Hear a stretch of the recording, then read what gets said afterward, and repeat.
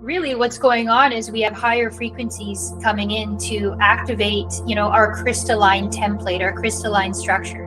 Mother Gaia is she's playing her role too in this ascension, because she's ascending with us, and that's playing out in all the disasters and our weather and things that are happening in the world. And there's a mass purging on all levels. So pulling in all these higher aspects of our spirit forms, our spirit selves, and that means we're connecting into more trauma and more things that have happened on another level.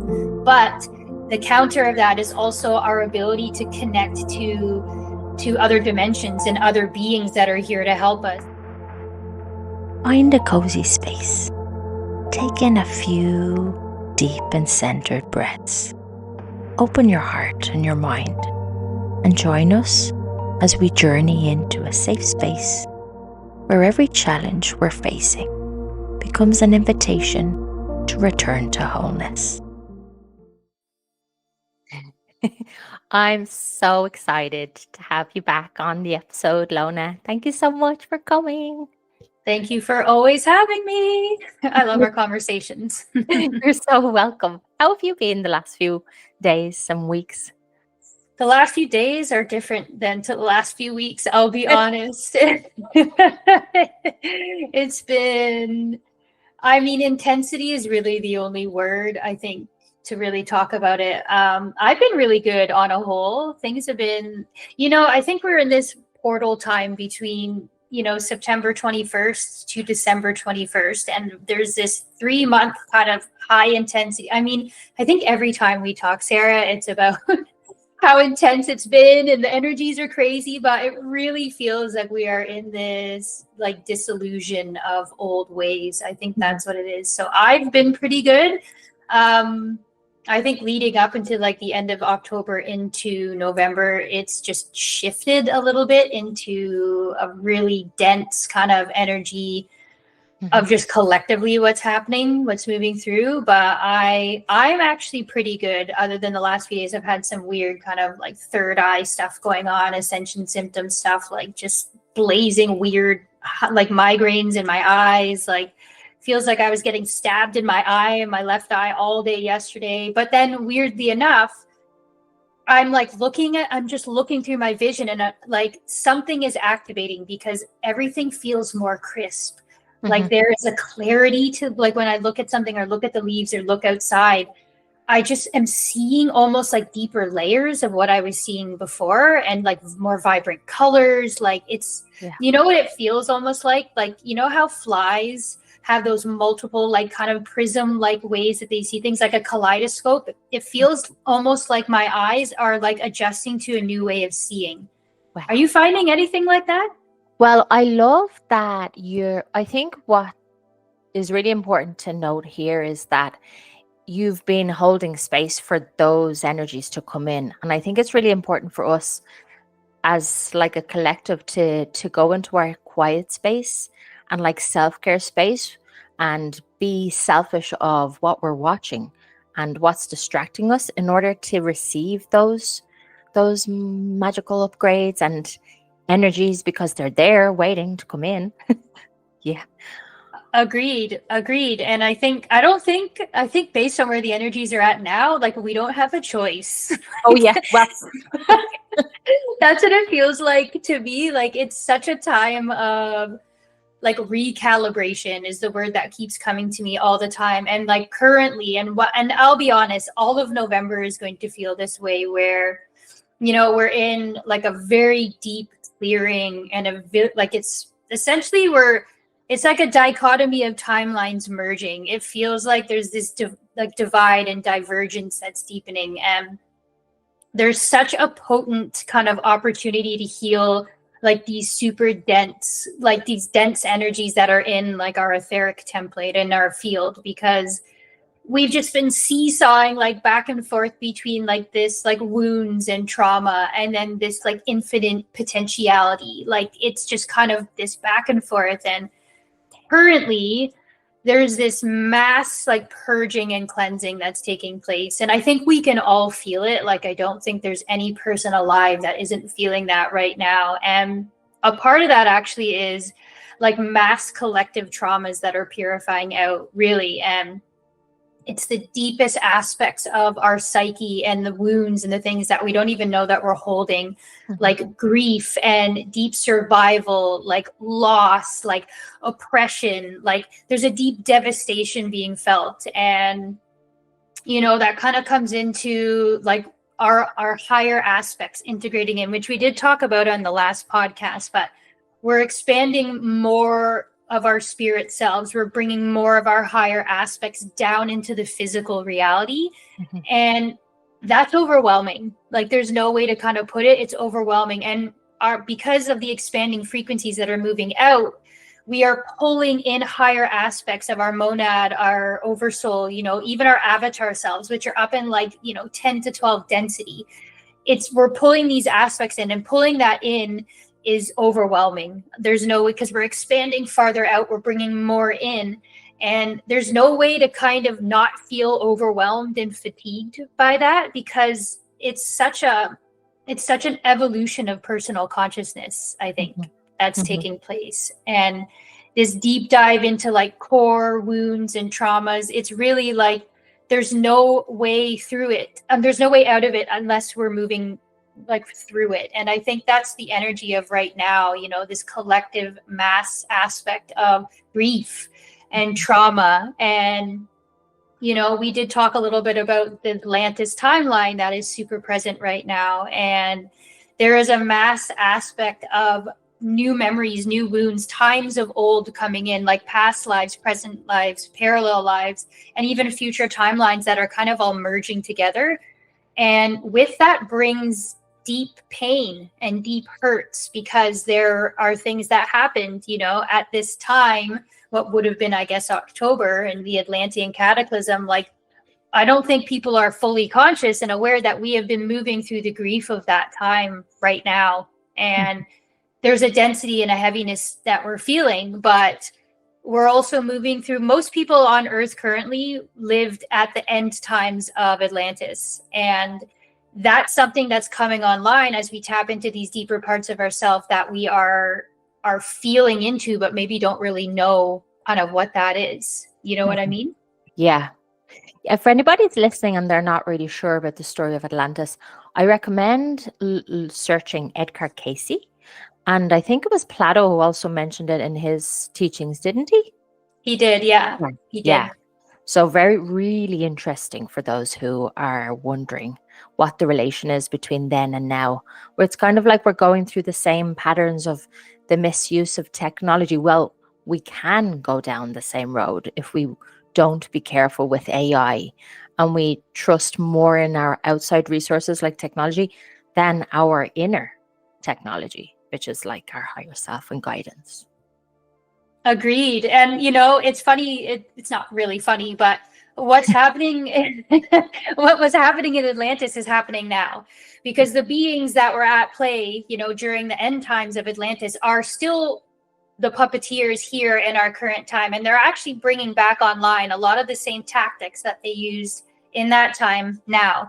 The namely being AI, and that major aspect of us giving our power over, us seeking outside of ourselves, and us really kind of looking externally for the easy way out, I guess you can say, not really sitting with self, not really like sitting in our, what do we feel? What do we think? And there's this deep reliance that they're trying to integrate in, and people playing with, you know, things they don't really understand, and our lack of privacy, like, you know, even the rollout of these digital IDs coming, which will happen, unfortunately, and they will spread out kind of everywhere. But this is a large aspect of that, is like our privacy being taken, and our, you know, it's kind of it's a consciousness war, really. It's a frequency war that's happening right now. And there are beings at play that are kind of instituting the same things at the fall of Atlantis that happen now. And it happened pretty much around, you know, Halloween time, almost 13,000 years ago, I guess, at this point. But what was instituted then is being instituted here. And it's kind of the same process of that fall that's happening. And it's a choice point that we're in. There really is. It's a continuing choice point that we'll find ourselves in. But this time is mass aspects of survival coming up, and deep loss, deep grief, and those really heavy aspects of wounds and traumas from a previous timeline that are playing out, because there was so much loss at that time. There was so much of our family, of our galactic family, of beings that were lost at that time. And, you know, the war continues. And I don't like to create war timelines, but it's created and it's here. And it's something that we need to talk about, because really we're all in a space of that choice. Like, how are we going to activate ourselves to what timeline, you know? And these frequencies are expanding whether we're engaging with them or not. And it's really a choice of kind of how we choose to engage with ourselves and how we choose to engage with the rest of the world. And really what's going on is we have higher frequencies coming in to activate, you know, our crystalline template, our crystalline structure, from pure carbon base, which we were before, into like a mix of carbon and crystalline. And really when we ask, like, what's a crystal? You know, like a crystal is something that transmits, you know, it activates, it holds code, it illuminates, it receives frequencies. It also interacts kind of with the environment, and it amplifies or transmutes. So it's like, what are we receiving and what are we sending out? And that's something that we really need to kind of ask ourselves, because we're in an expansion aspect of our evolution, and expansion is soul evolvement. It's not a linear path. So it's really about coming back to self and encompassing, you know, the all that is, that point of neutrality, not getting caught up in this side or that side, and finding our way back to like that 0 point, that heart space. And where we're at right now is all about discomfort, you know, and we talk about this a lot, is finding the comfort within the discomfort as much as you can. But discomfort is an opportunity for expansion. That's really what it is. It's an opportunity to surrender into what we're being shown, and to be an allowance of the process of allowing that to fall away. Because time is quickening. We're in a time of quickening, and things like that's what happens when we move down in densities, things slow.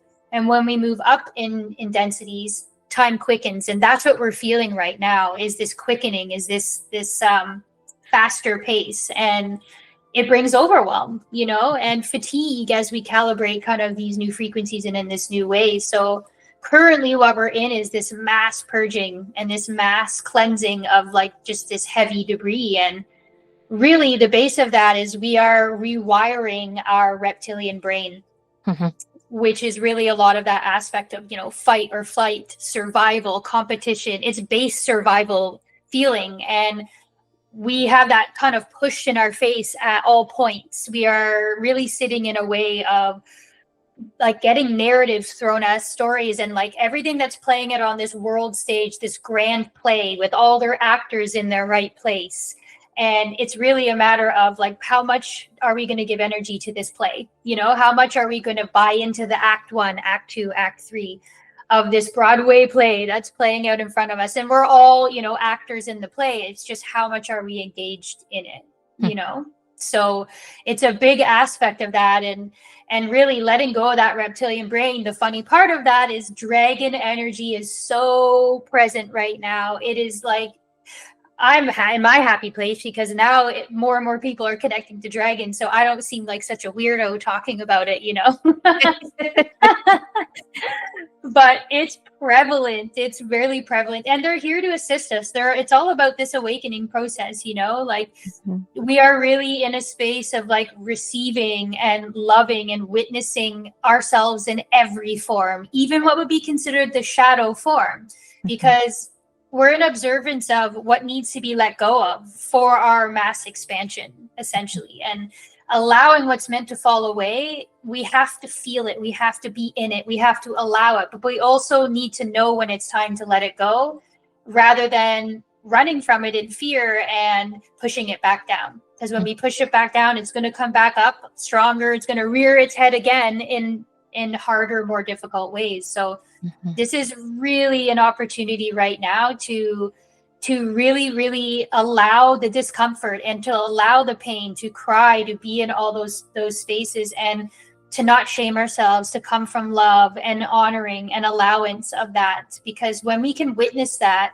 and we can be in observance of that, it gives it space for it to remove itself. Mhm. Because we are uprooting all kinds of memories and traumas and hurts from many, many different timelines that we don't understand. And so shaming ourselves and being like, oh, you know, having these highs and lows, which is a natural part of what's going on, to be honest. It's really, we can't even be conscious of all the things that we're processing and letting out. And we also have this intensity and this fear space driving us from our external and what's playing out in the politics. And, you know, Mother Gaia is she's playing her role too in this ascension, because she's ascending with us, and that's playing out in all the disasters and our weather and things that are happening in the world. And there's a mass purging on all levels. So we really need to find that balance point. And again, we're pulling in all these higher aspects of our spirit forms, our spirit selves, and that means we're connecting into more trauma and more things that have happened on another level.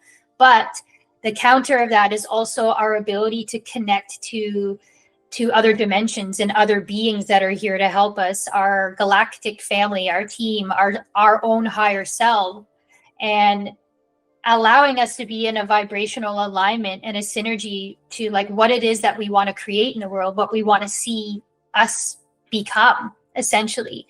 And that requires us to be fully practicing what that looks like to create the timeline we want to step into, and what we choose to engage with, and how we engage in that. You know, it's a frequency war. It really is. And giving our energy away is something that's keeping us in a lower frequency. And that's why Dragon is here right now. Anyone tapped in right now is probably heard a little bit about Dragon energy going on. And Dragon is all about the transmutation, the alchemization. It's, you know, the changing, you know, things into gold. So when we look at that as an opportunity for us to sit in the hard aspects of what's going on around us, and come with compassion and come with love and come with understanding and just feel through it, then we transmute that, we alchemize that into gold, because then it's a power space. Then it's a strength that we can take forward and not just help us, but ripple that out to everyone around us that is also needing, you know, that illumination. And I love that we all have a dragon guide. If you haven't connected to yours already, for those who are listening, we all have one, just like we have angel guides and guides. So if it resonates, Absolutely. connect, because it's really nice to feel that kind of protection and safety and guidance that we all have. Yeah. And they're here and they're awakening and they're ready to go. So it's they're the masters of transmutation, like, and they will never judge you for, you know, having a tantrum or crying or raging. Like, there is a sacredness to feeling through these rage. You know, the sacred feminine rage is one of the most potent, like, primordial energies there is, and honoring yourself in that is what allows you to move through it. And they're going to bring some shit up, and I mean, it's coming up anyway, so you might as well utilize the energy and just surrender to the form you're in at each moment, because this next month is a roller coaster. Like November 5th, we have a super moon, which the moon is the closest to Earth at any point in 2025, and it's in Taurus. We're also in a grand water trine, which means that Pisces, Scorpio, and Cancer are all within 120 degrees of each other, which means like we have amplified emotions, amplified ability to create, amplified connection to others. So it's potent and it's intense, and we're moving through it. And I feel really strongly that November is a choice point.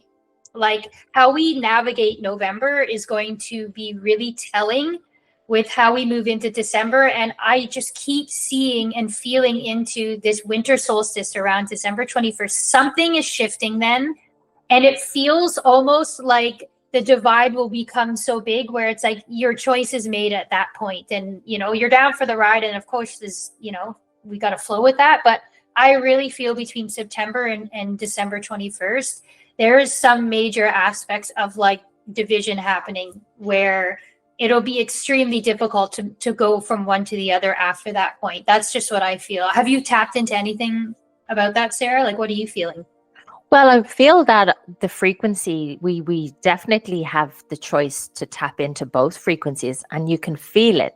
when we're feeling light and grateful and we're in our self-care space and all warm and fuzzy, and you feel like love is radiating, you're in that 5D space. But then, you can be dragged back down into the 3D dungeon and like you just feel like you're in the shits, and that's just the 3D. That's literally it. You nailed it when you said that. It's true. It's like you're in, and that's the roller coaster that we're on when it's just up and down, and we're in it. Like, no one person at this point is just fully in 5D, because 5D is it's a consciousness. It's not some other dimension that we're going to. It's a consciousness within self.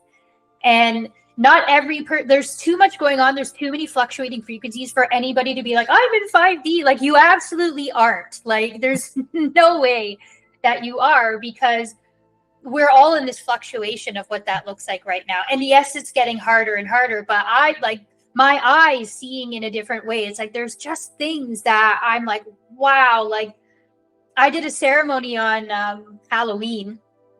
I don't want to get too into it, but Halloween, Samhain, is a really dark time for satanic ritual and blood sacrifice, which it's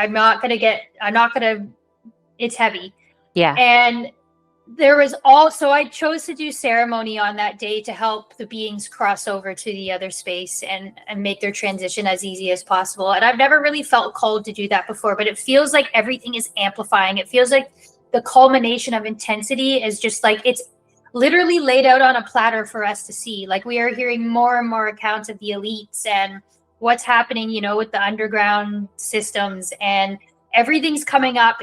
Everything's being purged on mass levels. And so we can't really look away from that. And if we choose to, that's, a choice, but it takes a lot of strength to look at that and to be like, I can't believe we live in a world where these things are happening, but we do.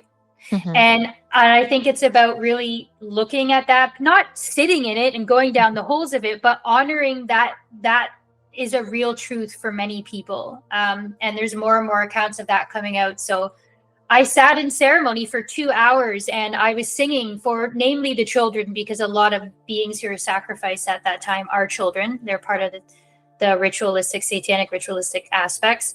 And I tapped into, like, we are able to connect to frequencies we've never been able to connect to. Like, the things that were coming out of my voice, I sang for almost 2 hours. And it was different. I can be really honest about it. It was different. Like, my voice was doing things it's never done before. It was connecting in deeper aspects. I was pulling from higher places. And I felt almost like beings coming together to help me in this from multiple dimensional spaces, and helping with that transition and helping with that alchemization and transmuting that density and that darkness. And it was super powerful. It really was. And, I don't want to get too deep into this stuff, but it's there and it's present. And it's something that I felt really called to engage in this year. And on that level, it opened up all these new aspects of what I can do with my voice, That's so kind and thoughtful for you to give up your time to help, souls transition. And that probably lifted a lot of the trauma as well, so they don't carry it on and on and on.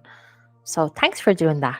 Oh, you don't have to thank me, but thank you for saying that. Yeah, it's because I know it's happening. I'm not, I know, and I tapped into some really dark ritualistic aspect, and really it's going to happen. I can't control whether it happens or not. I think that's really what's the truth of it, but I can help in any way I can. And that's true. And that idea, that story is true of all of us.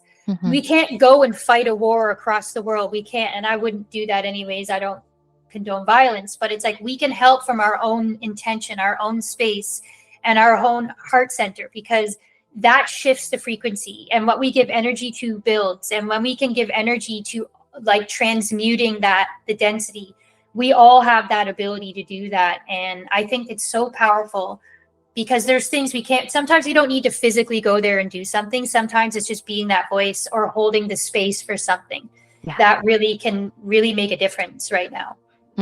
Yes, I love that. I love that you say that we have a lot of power, and we, with the right intention coming from our heart center, we can send so much light and bring the darkness to the light, hopefully.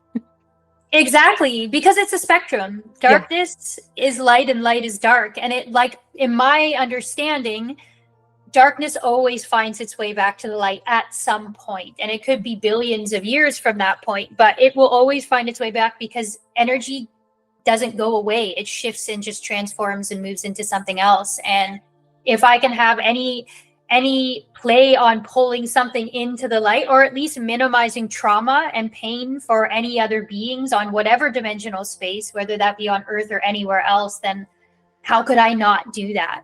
You know, knowing that and understanding that we are so powerful. And the more I give energy to that, the more I'm shown, the more I see, the more I can connect to that and realize, like, we are so powerful as humans, really, when we're intentional with how we spend our time and the choices that we make. Yeah, I love that. Amazing.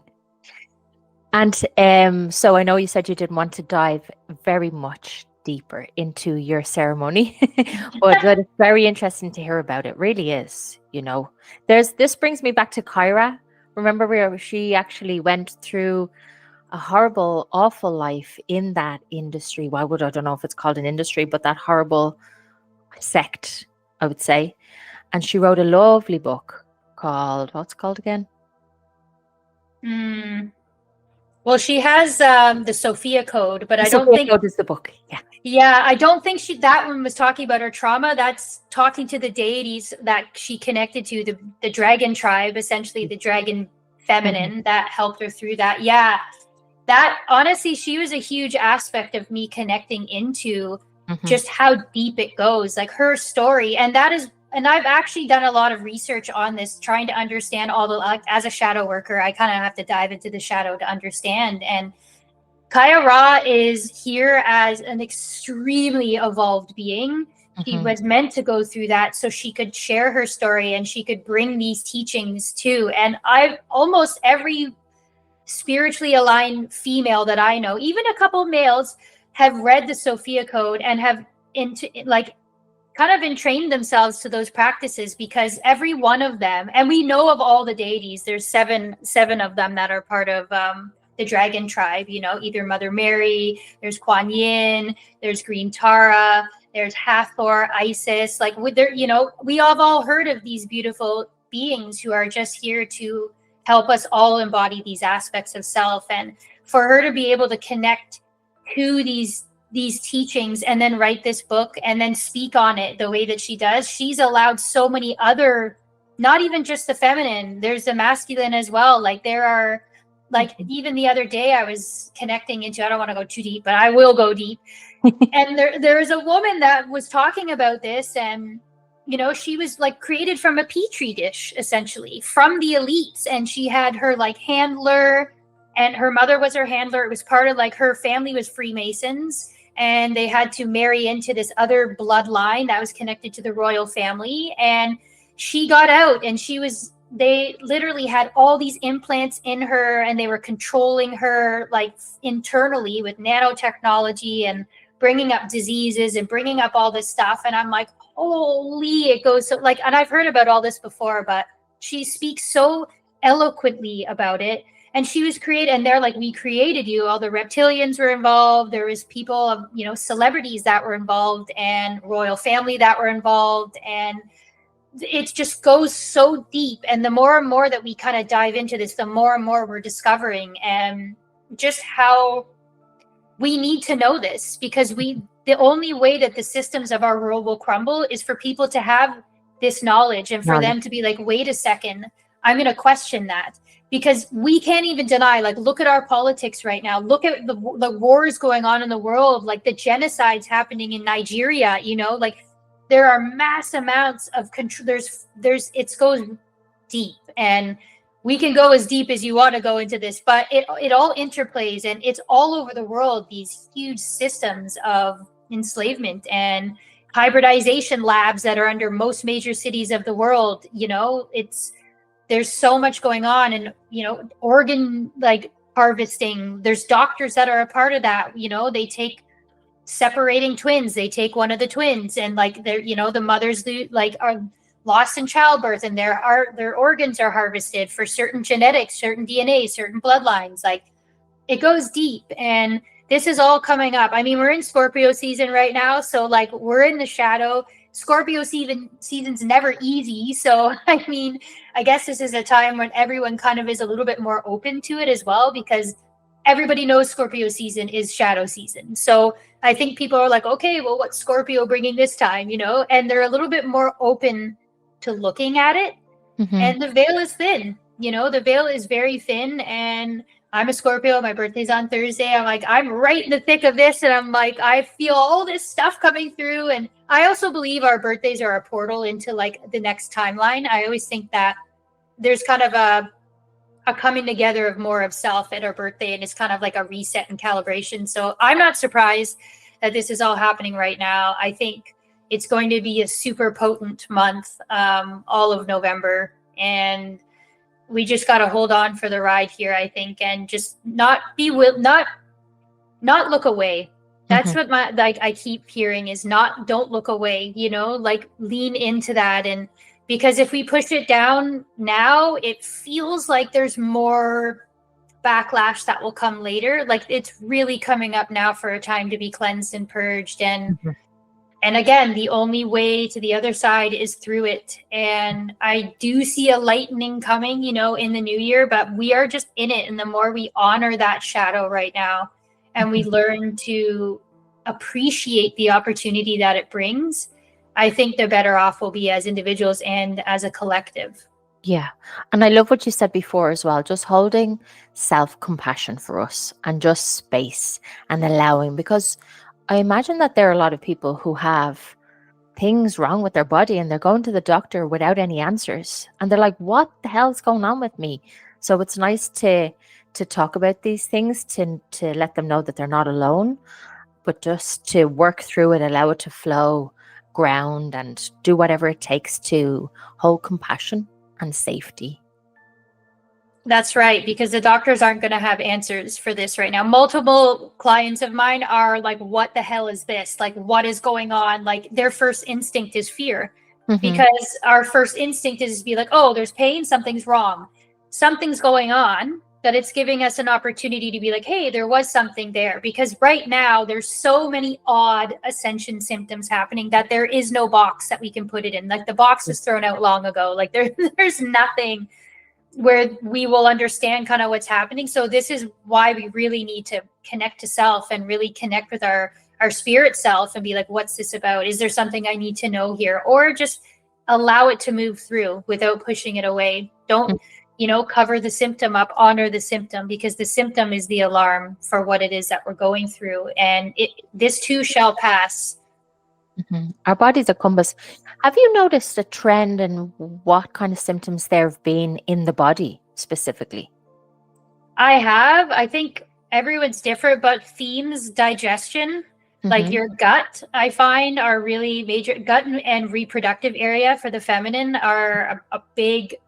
I felt it, and I've had clients feeling it too, and people I've spoken about are just like kind of recalibrations there. A lot of stuff happening with the throat area, the mouth, and the eyes. So I find the vision stuff with your third eye, seeing more clearly, that kind of stuff, even stuff with your crown, stuff with your hair. Like, there's just things that, like, pains that feel weird. And also integration stuff with like the head and the back of the skull, because that's where a lot of our spiritual information comes in. So we're getting kind of blasted with access to more right now because we're tapping into other dimensional spheres. Also, our guides, our galactic family, our team is like they're not shouting at us, but they're shouting at us to be like, it's okay, everything's all right, like, you don't need to go to the doctor for that. And I'm not telling you not to go to the doctor, but I've had multiple clients where they're getting tests and like the doctors are prescribing ridiculous things because they don't know what to do. And that is not the right way to go, because they just don't know. So they feel as a doctor, and also how they were conditioned to, be in that medical kind of, I don't want to go down that road, but they're the ones who are meant to have the answers, and they don't have the answers right now. So there's weird things being prescribed or antibiotics that literally mess your body up more than ever right now. If you need it, you need it. But there's also almost always a natural way to handle that. And a lot of that is also, it's not a quick fix. So, herbs and adjusting it, practices, breath work, that kind of stuff. It's meant for us to tap in. It's meant for us to feel that discomfort, that pain, and to be like, what is this? And to sit with this and know that, like, don't take an ibuprofen. If you have a headache, sit with the headache. And what is this? There's something going on.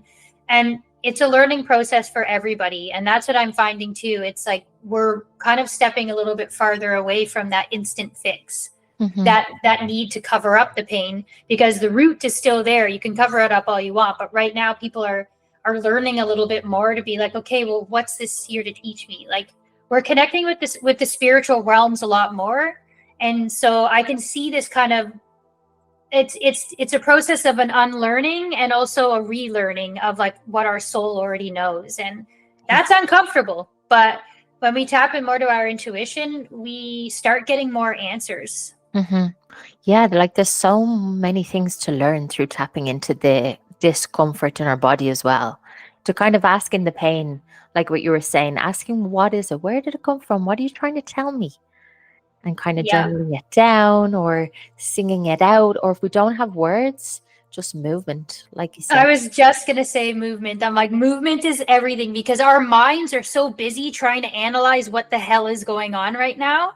That a lot of it is just a matter of like, we are essentially unlearning the mind, the way of the mind. We are learning to tap into the heart and root that into the physical, which is movement. And when we can get out of our head and just move our body, it will transmute more than anything else at this moment. And that's something I really wanted to bring up. So I'm happy you kind of brought that back around, because movement right now, movement's always important, but movement is what it will alchemize the intensity.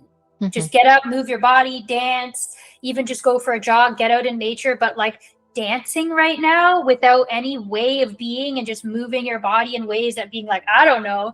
And the visual I'm getting right now is Elaine from Seinfeld, when she has that weird kind of like dance move that she does. She's just like, I don't care. I'm going to move how I want. And I think that's the message. It's just like, just get it out. Like if you're rolling around on the ground, whatever you want to do, just let your body move you. Don't move your body. I love that. I had the vision of rolling around in the grass there, and you just said it. And moving, like you said, there's no way to move. Allow your body to just get it out. Yeah, because it doesn't, like, again, healing's not linear and it doesn't have to look good. Healing's messy. So like if you're rolling around and things come out and you feel like you want to cry, let it out. If you want to scream, let it out, because getting that out of your body is the healthiest thing that you could do. And not worrying about what other people think, obviously being like kind to people around, don't scream at people, but like sometimes you just need to let that warrior yell out and just be like, I don't even know what this is, but this is just tapping into your intuition and letting it come out. It's so healing right now. And movement is the way to do that, because we're trying to analyze, because that's what we do. There's a pain. What's the problem? What is this? It could be this. It could be this. Let's Google it. Let's look it up, rather than just sitting with that feeling and being like, I'm just going to dance or I'm going to move my body. And I promise you, you will feel better after it, and you will feel lighter, because there's a lot that we can't understand from the mind right now. Yeah. What's coming to me is like a little belly dance, because there seems to be lots of energy kind of trapped around our solar plexus chakra and nauseousness. So like whatever your body guides you to do, just let it flow. I couldn't agree more. Yeah, the sacral right now is like, we're learning to tap into the sacral, the creative center of ourselves, and to move that energy through creatively in any way. So, and also it's empowering, like you said, with the solar plexus, when we just move, and it's like, I don't care if I look weird. I don't care if I look silly, you just move your body, like you will feel so much better, because movement is key. And that's something that was like kind of highlighted for this month, I find, just to help the density move out. We don't have to always journal about it. We don't always have to, because there's so much coming up that we can't possibly understand it all. So There's things that we will be like, why am I thinking about that memory, or why am I thinking about this from childhood? And there's something there for you to look at. But sometimes you're just in a shit mood.